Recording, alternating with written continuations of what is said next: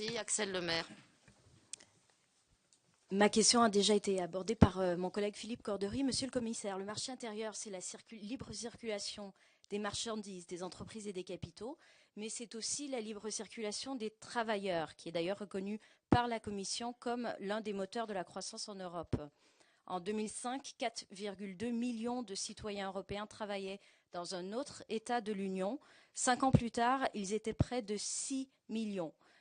À Londres, par exemple, ce chiffre est en augmentation constante. On parle de 400 000 Français qui y travailleraient. Ces Français, j'insiste sur ce point, ne sont pas tous des exilés fiscaux.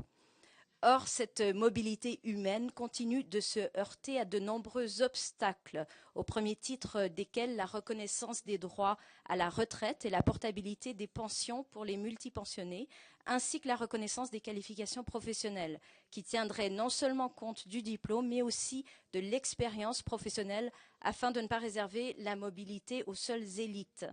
Dans ce contexte, des discussions sont en cours au sein du Parlement européen et du Conseil, mais il semble que la directive, notamment celle sur la reconnaissance des qualifications, soit bloquée au Conseil, alors même que le Parlement européen a récemment adopté une résolution pour la création d'une carte professionnelle européenne.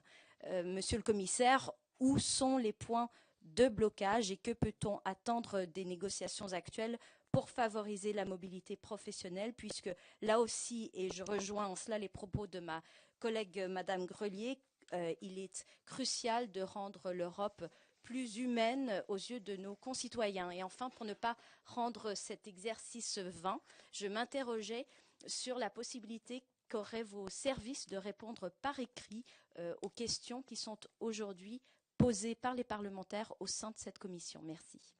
Merci.